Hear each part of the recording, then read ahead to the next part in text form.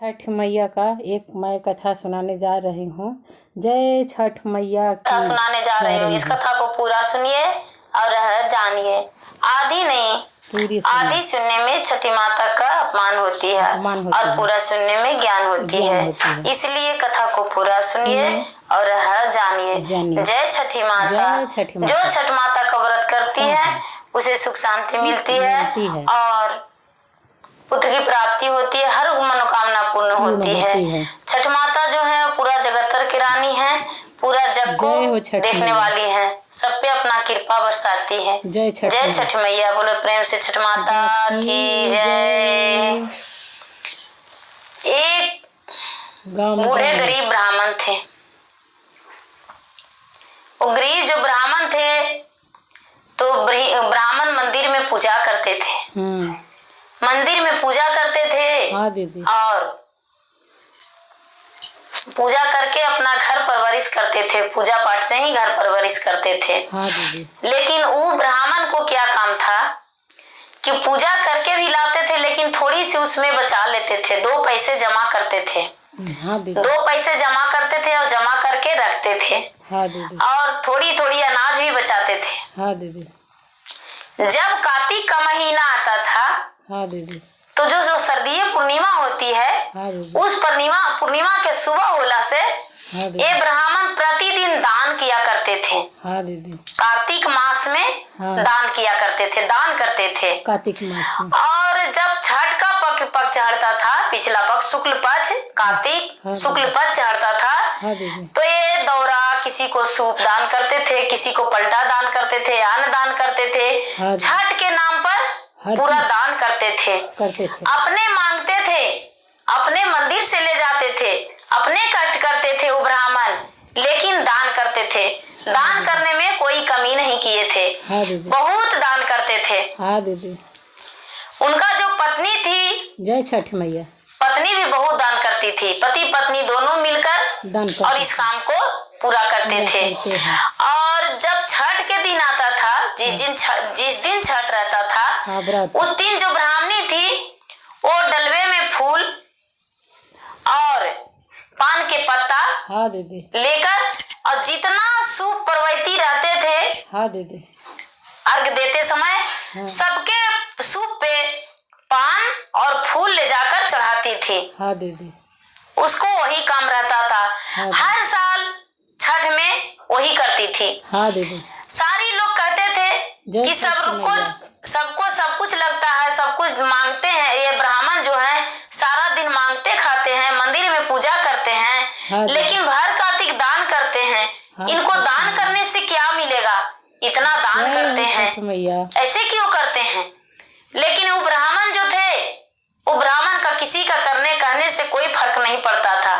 लेकिन वो ब्राह्मण जो थे वो निसंतान थे। उनका कोई संतान नहीं था। वो बेचारे अनाथ थे। सिर्फ पति पत्नी ही थे। दोनों पति पत्नी थे। वो सूर्य देव जो थे, सूर्य देव से ही मन्नत करते थे छठ माता से कि हे छठ माता, हम आपके व्रत में इतना दान करते हैं, लेकिन बस मेरा कृपा यही कीजिएगा कि मेरा मृत्यु अच्छा तरीका से हो जाए। किसी को हम ताने ना सहें। कैसे कि मेरा पुत्र नहीं है तो मेरा सेवा कौन करेगा? जय छठ मैया। ये जो ब्राह्मण थे प्रेम से और उनकी पत्नी थी, जय छठ मैया, दोनों का मृत्यु एक ही दिन हो गया। पहले ब्राह्मणी का मृत्यु हुआ, उसके बाद ब्राह्मण का मृत्यु हो गया। दोनों का मृत्यु मंदिर के स्थान पे ही हो गया। जिस वक्त पूजा कर रहे थे उसी वक्त दोनों का मृत्यु हो गया। पहले ब्राह्मणी, उसके बाद ब्राह्मण। जो गांव वाले थे वो गांव वालों ने क्या किए कि ब्राह्मण और ब्राह्मणी दोनों का मिट्टी से झाँक दिए ले जाकर। उनके जो भी क्रिया कर्मठ था वो कर दिए गांव वाले कर दिए। सारे लोग यही कहते थे कि जब तक ब्राह्मण बचे तब तक बहुत दान पुण्य किए, सारा दिन मांगते थे लेकिन भर कार्तिक दान करते थे। ये छठ में बहुत दान किए। दोनों का मृत्यु हो गया। जय छठ मैया। तो एक का जन्म हुआ एक राजा का घर में, जय हो छठ मैया, और एक का जन्म हुआ एक राजा का घर में। राजा के घर में एक कन्या जन्म ली और एक राजा के घर में एक पुत्र जन्म लिए। हाँ दीदी। जब एक पुत्र जन्म लिए तो जो राजा थे, राजा का घर में जो राजा का बेटा के बन के रूप में हुए जन्म, तो बहुत बड़े राजा के घर में जन्म लिए। हाँ बहुत बड़ा राजा। हाँ दीदी। और उनको पैदा लेते ही हाँ दीदी उनका जो राजा का घर में जन्म लिए थे, उस राजा का औरों से और धन हो गया। हाँ दीदी। इतना धन हो गया, इतना धन हो गया कि सारे लोग कहते थे कि राजा साहब का पुत्र पैदा लिया है तो राजा साहब और धन आगर हो गए हैं। पता नहीं इतना धन कहाँ से आया। राजा साहब एक पूंजी लगाते थे तो 4 नफा होता था। उनका किसी रोजी रोजगार में कमी नहीं हुआ, बढ़ते ही गया। राजा साहब भी बहुत खुश थे। ये जो इनकी पत्नी थी किसी राजा के घर में कन्या के रूप में पैदा ली तो वो राजा के यहाँ भी बहुत धनवान हो गए। वो भी राजा बहुत धनवान हो गए। वो जो राजा थे वो राजा महाराजा बन गए। महाराजा बन गए। जय। ये राजा के घर में पुत्र बड़ा होने लगा। हाँ तो हाँ दीदी धीरे धीरे बहुत बड़ा हो गया। हाँ दीदी। सारे लोग कहने लगे राजा साहब अपने पुत्र को शादी कर दीजिए। हाँ दीदी। पुत्र को शादी कर दीजिए, पुत्र आपको बड़ा हो गया है। हाँ दीदी। राजा साहब भी सोचे कि हाँ हम पुत्र को शादी कर देंगे। हाँ दीदी। अपने लड़का को राजा साहब शादी कर दिए। राजा साहब शादी कर दिए और छठ मैया उसी लड़की से शादी हुआ जो पहला जन्म में एक ब्राह्मण ब्राह्मणी थी और दूसरा जन्म में एक राजा के घर में बेटी का रूप में हुए, एक राजा का घर में बेटा का रूप में। दोनों अलग अलग राजा के घर में जन्म लिए थे। दोनों को शादी हो गया। दोनों एक जगह हो गए तो दोनों के अपने पूर्व जन्म के बारे में कुछ पता नहीं था। हाँ दीदी। दोनों आपस में बात करते थे कि हमने क्या किए हैं जो इतने बड़ा हम राजा बन गए हैं। हम 1 पैसा भी पूंजी लगाते हैं तो उसमें 10 पैसा आमद हो जाता है। जय हो। कौन सा कर्तव्य किए हैं? वो कर्तव्य हम फिर से करना चाहते हैं कि आगे दिन मेरा पूर्वजों संभर जाए और मेरा पूर्वज भी अच्छा से रहे। हाँ दीदी। हम ऐसा फिर से करेंगे। हाँ दीदी। इस बात को कैसे पता चलेगा? हाँ दीदी। ये जो ब्राह्मण थे वो बहुत ज्योतिष को बुलाए, बहुत ज्योतिष को बुलाए अपना भाग देखने को लिए कि हम क्या कर्तव्य किए हैं जो इतने बड़े राजा महाराजा हैं। कुछ ना कुछ तो हम किए होंगे अच्छा, तब तो इतना बड़ा धनवान हम बन गए हैं। हाँ, पुत्रवान बन गए हैं। मेरा पुत्र भी है, मेरा पुत्री भी है, मेरा घर परिवार सारा संसार है, सब कुछ है। मेरा घर में किसी चीज का कमी नहीं है। हाँ दीदी। सारा नगर में इतना धन संपत्ति बांटते हैं, उसके बाद भी मेरा किसी चीज का कमी नहीं होता है। कुछ तो हम अच्छा कर्तव्य किए होंगे। हाँ सही बात है दीदी। राजा साहब एक दिन गंगा जी में जल लेकर खड़ी हो गए। हाँ दीदी। कोई ज्योतिष इनके बारे में नहीं बता पाए। एक दिन गंगा जी में जल लेकर खड़ी हो गए और खड़ी होकर अब भगवान के सामने हाथ उठाकर जल लेकर और कहने लगे कि हे सूर्य देव, सारी संसार में हम सब ज्योतिषियों को बुलाए, लेकिन मेरा इस बारे में कोई नहीं बताया कि हम क्या कर्तव्य किए हैं जो इतने बड़े राजा हैं।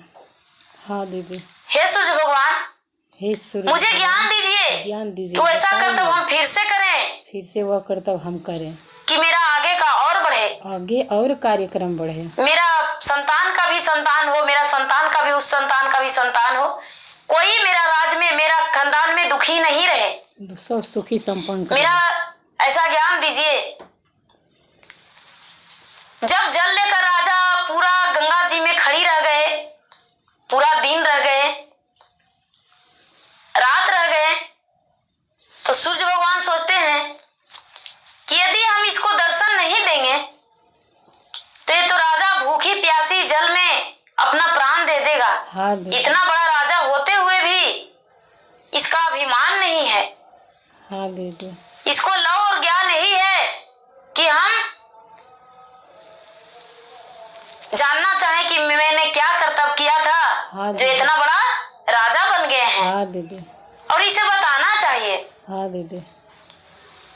जो सूर्य देव थे वो राजा के सामने प्रकट हुए। 7वां दिन में प्रकट हो गए। 7वां दिन में प्रकट हो गए। 7 दिन जब जल में बीत गया तो भगवान प्रकट होकर राजा के सामने खड़ी हो गए और बोले, राजन तूने पहला जन्म में एक ब्राह्मण था, संतान नहीं, ब्राह्मण था। इस जन्म में तुम्हें 5 पुत्र है, लेकिन उस जन्म में तुम्हारा कोई पुत्र नहीं था, पुजारी था। तू निसंतान था। और तुम्हारी जो पत्नी थी वो बहुत सीधी सादी भोली भाली थी। तुम दोनों पति पत्नी एक मंदिर में पूजा करता था, सूर्य देव का चरण धोता था। हाँ दीदी, चरण धोता था सूर्य देव का, और चरण धोकर और तूने पूजा पाठ करके और उसी से अपना राशन पानी चलाता था। हाँ और मांगता था। हाँ। लेकिन सारी दिन मांग कर और जमा करता था। मंदिर में जो पैसा चढ़ता था वो पैसा बचाकर तूने रख दिया करता था, कभी हाँ। उस पैसा को खर्च नहीं करता था। हाँ। और तूने जब कार्तिक मास आता था हाँ। तो पूरा कार्तिक लंगड़ा को, अंधरा को, लूल्हा को, कोड़िया को, काना को दान दिया करता था। और इसी कारण तुम्हारा ये धन प्राप्ति हुआ है। और जब शुक्ल पक्ष परिवा दिन आता था, कार्तिक मास, तब तूने छठ के नाम से बहुत दान किया करता था। छठ के नाम पर बहुत दान करते थे तुम। छठ तू खुद नहीं करता था, लेकिन डाली में तुम्हारी जो पत्नी थी वो भर डाली फूल लेती थी और पान के पत्ते और जितना परवैती लोग जो थी, व्रत सबके परवैती पे फूल और पान के पत्ता दान करती थी, चढ़ाती थी, दान करते। तूने भी किसी को डलवा, किसी को सूप, किसी को पलटा, किसी को फल, तूने भी बहुत दान करता था। तुम्हारी पत्नी गंगा के घाट पर जाकर सबके फूल दान करती थी। इस कारण तुम्हारा दोनों का तूने कुछ नहीं मांगा था, कभी लालच नहीं किया था, लेकिन तूने सारा दिन यही मांगते रहा कि हे सूर्यदेव, मेरा दोनों पति पत्नी का मृत्यु अच्छे से हो जाए, हम लोग दुख ना करें। तुम्हारा दोनों का मृत्यु हो गया, तूने दोनों स्वर्ग का वास कर गया, मंदिर में ही मृत्यु हुआ। तुम्हारा पत्नी का पहला मृत्यु हुआ और फिर उसके बाद तुम्हारा हुआ दीदी। तूने एक राजा के घर में जन्म ले लिया और तुम्हारी पत्नी जो थी वो भी एक राजा के घर में जन्म ले ली और दोनों का विवाह हो गया और दोनों अपना सुखी जीवन बिताने लगा। इसीलिए तुम्हें ये सब धन प्राप्त हुआ है। तुम्हारा जो भाग्य है वो निर्मल है, अच्छा है। तुम्हें कोई छलवल पहले जन्म में भी नहीं था और इस जन्म में भी कोई छलवल नहीं है। इसलिए तुम पे लक्ष्मी माता विराजमान है, छठी माता विराजमान है, सूर्य देव विराजमान है। तुम्हारे पास किसी चीज का कमी नहीं है। किसी चीज का आपके पास ये जो राजा थे वो बोले कि महाराज, हाँ दीदी, हम चाहते हैं कि इस जन्म में हम इस व्रत को करें और दान पुण्य करें और लोगों से करवाएं। मुझे इस व्रत का विधि बता दीजिए।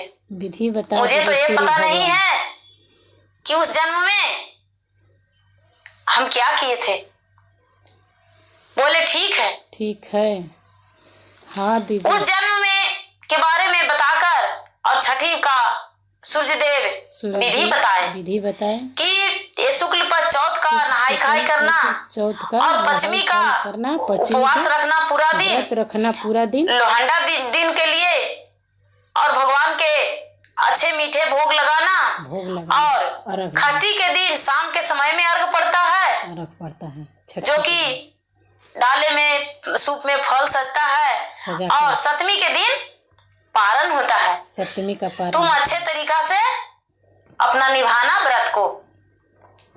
तुम्हारा ऐसा करने से आगे दिन भी तुम्हारे पुत्र को भी पुत्र का प्राप्ति होगा और एक राजा ही रहेगा। कभी प्रजा नहीं बनेगा, कभी गरीबी उसका पर नहीं छाएगा।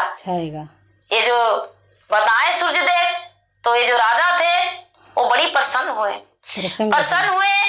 और अपने राज में पूरा नगर में ढोल बजवा दिए कि भाई लोग कार्तिक मास में शुक्ल पक्ष चौथ को स्नान करके और माता छठी का व्रत को ध्यान करना। छठी माता जितना जिसका जरूरत रहेगा हम दान देंगे। और राजा के पास जितने लोग आए जो भी छठ व्रत करते थे पहले से भी कर रहे थे और जो लोग नहीं करते थे वो भी राजा के पास आए और राजा से दान लेकर और व्रत किए।